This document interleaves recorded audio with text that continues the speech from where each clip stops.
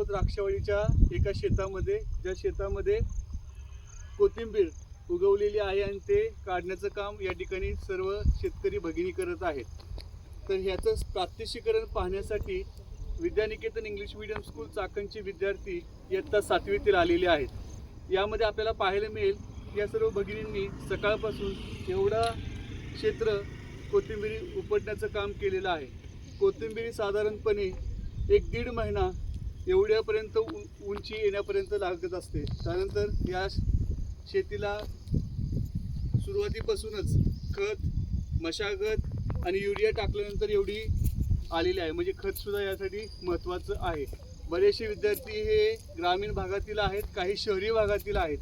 सगळ्यांनाच या संदर्भातली माहिती नाही आहे, पण तरीसुद्धा या शेतातील ज्या मालकीनबाई आहेत, मालक आहेत, त्यांनी आम्हाला विशेष वेळ देऊन या ठिकाणी शेताची पाहणी करायला दिलेली आहे. त्याचबरोबर आमचे विद्यार्थी या ठिकाणी शेतामधील जी कोथिंबिरी आहे ते उपटून त्या ठिकाणी कशा पद्धतीने बांधले जातील याचं प्रात्यक्षिक आपल्याला काही महिला या ठिकाणी दाखवणार आहेत. या शेताचे जे मालक आहेत ते दाखवणार आहेत. आपण या ठिकाणी आम्हाला जो वेळ दिला, आमची या विद्यार्थ्यांना हे शेत पाहायला मिळालं, त्याबद्दल आम्ही संस्थेच्या वतीने आणि शाळेच्या वतीने तुमचं खूप खूप आभार व्यक्त करतो.